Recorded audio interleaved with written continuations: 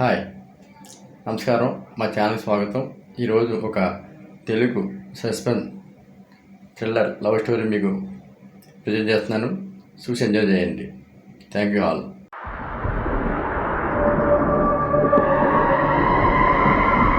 స్వాగతం my channel. ఈరోజు మనం ఒక సస్పెన్స్ థ్రిల్లర్ స్టోరీ మీ ముందు ప్రజెంట్ చేస్తున్నాం. తెలుగు సస్పెన్స్ థ్రిల్లర్ స్టోరీ ఇంటి వెనుక నలుపు నీడ అనే స్టోరీని ప్రజెంట్ చేస్తాం. అదే ఈ వీడియో కొత్తగా చూసిన ఎవరన్నా సబ్స్క్రైబ్ చేసుకోండి, అదేవిధంగా లైక్ కూడా చేయండి. చంద్రుడు మబ్బుల్లో దాక్కున్నాడు. మంచు కమ్ముకున్న రాత్రి రవి అనే యువకుడు కొత్తగా పట్టణానికి దగ్గరలో ఉన్న పల్లెలో ఓ పాత ఇల్లు అద్దెకు తీసుకున్నాడు. ఇల్లు చాలా ప్రశాంతంగా ఉంది. దిగువ గదిలో పాత ఫర్నిచర్, గోడలపై పగుళ్ళు, ఆరిపోయిన పూలదండలు. ఇంటి వాళ్ళందరూ ఆ ఇల్లు ఎవరూ ఎక్కువ కాలం ఉండలేరు అని హెచ్చరించారు. కానీ రవి నవ్వేశాడు. నాకేం భయం లేదు, పాత ఇల్లు అంటే చరిత్ర, అది దెయ్యం ఇల్లు కాదు అని వాళ్ళతో అన్నాడు. కానీ ఆ రాత్రి తాను గదిలో పుస్తకం చదువుతుండగా వెనుక కిటికీ దగ్గర టక్ టక్ అనే శబ్దం వినిపించింది. తాను కిటికీ దగ్గరికి వెళ్ళాడు. బయట ఎవరూ లేరు, కేవలం పొగమంచు, చెట్టు నీడ. తాను పట్టించుకోలేదు. కానీ ఆ రాత్రి దగ్గర మళ్ళీ శబ్దం వినిపించింది. తర్వాత రాత్రి వర్షం పడుతుంది. మెరుపులు ఆకాశం కనిపిస్తున్నాయి. రవి కిటికీ మూగిపోతున్నాడు. కానీ బయట ఏదో కదలిక కనిపించింది. చెట్టు వెనుక ఒక నలుపు నీడ మానవ ఆకారంలో ఉంది. కానీ కదలిక నెమ్మదిగా విచిత్రంగా ఉంది. తాను టార్చ్ లైట్ పట్టుకుని వెలుగునిచ్చాడు. ఎవరూ లేరు, కేవలం చల్లని గాలి, చెట్టు ఆడే ఆకులు. అతను ఊహగా తీసుకున్నాడు. కానీ పక్కింటి వృద్ధురాలు మరుసటి రోజు ఉదయం చెప్పారు, రాత్రి ఆ నీడ కనిపిస్తే దాన్ని నువ్వు చూడక బాబు అని. ఆ ఇంట్లో ఎప్పటినుంచో ఎవరో తిరుగుతున్నారు.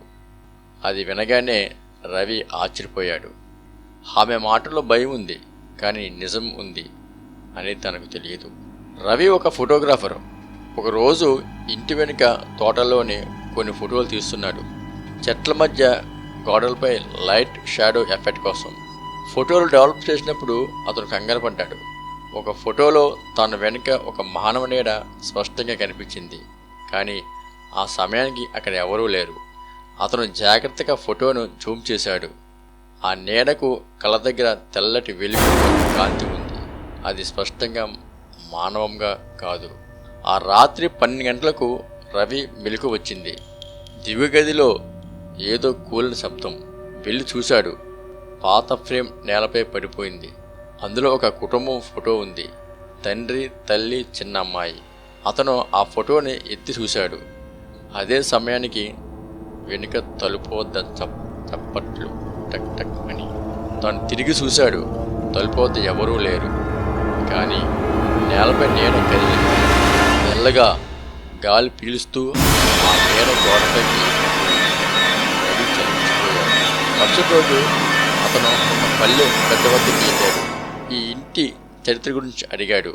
ఆ పెద్దవాడు నెమ్మదిగా చెప్పాడు, ఆ ఇంటి 20 ఏళ్ల క్రితం ఒక కుటుంబం ఉండేది. రాత్రి మంటలతో ఆ ఇంట్లో అగ్ని ప్రమాదం జరిగింది. తండ్రి, తల్లి చనిపోయారు. కానీ ఆ చిన్న అమ్మాయి శరీరం దొరకలేదు అని చెప్పాడు. ఆ మాటలు విన్న రవి ఒక్కసారిగా షాక్ అయ్యాడు. అంటే అతను నిన్న రాత్రి చూసిన ఫోటోలో అదే అమ్మాయి ఉంది. రవి ఆ ఇంటి వెనుక భాగం తవ్వాలని నిర్ణయించుకున్నాడు. రాత్రి టార్చ్ లైట్ వేసుకుని లోపలికి వెళ్ళాడు. భయంతో గుండె వేగంగా కొట్టుకుంది. కొన్ని అంగుళాలు తవ్విన వెంటనే ఏదో గట్టి వస్తువు తగిలింది. తెరిచి చూశాడు. లోపల ఒక బొమ్మ పాపగాలి. ఆ బొమ్మ కళ్ళు తెల్లగా చూస్తున్నాయి. అదే క్షణంలో వెనుక గాలి గట్టిగా ఊపిరి తీసినట్లు అయింది. అక్కడ ఒక పెద్ద శబ్దం. రవి వెనక్కి తిరిగి చూశాడు. అదే నలుపు నీడ ఇప్పుడు స్పష్టంగా కనిపిస్తుంది. చిన్న అమ్మాయి ఆకారంలో ఉంది. ఆమె కళ్ళు కాంతులా మెరుస్తున్నాయి. ముఖం గాయాలతో నిండిపోయి ఉంది. ఆమె మెల్లగా నాన్న, అమ్మ ఎక్కడ ఉన్నారు అన్నది. రవి ఒక్కసారిగా గుండె ఆగినట్లయింది. రవి తడబడుతూ అన్నాడు, మీ అమ్మ నాన్న శాంతిలో ఉన్నారు. నేను నీ బొమ్మ తీసుకొచ్చాను.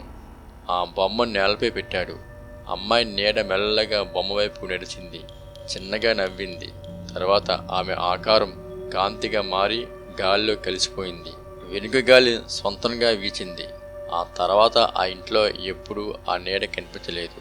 రవి ఇప్పుడు ఆ ఇంట్లో ప్రశాంతంగా జీవిస్తున్నాడు. అతను ఫోటో స్టూడియోలో ఒక ఫ్రేమ్ ఉంది.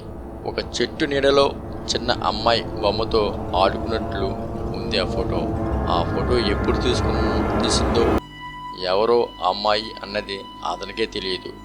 కానీ అతను ఒక మాట అంటాడు, ప్రతి నీడ వెనుక ఒక కథ ఉంటుంది. భయం కాదు, బాధ దాగి ఉంటుంది. భయంకరమైనది అనిపించేది నిజానికి బాధ ఉంటుంది. మనం ఎదుర్కొన్నప్పుడు ఆ నీడ వెనుక ఉన్న సత్యం మనల్ని విముక్తి చేస్తుంది. మరో తెలుగు హర్రర్ స్టోరీస్లో మళ్ళీ కలుసుకుందాం. ఈ వీడియో ఇంతవరకు చూసినందుకు మీకు ధన్యవాదాలు. Thank you all.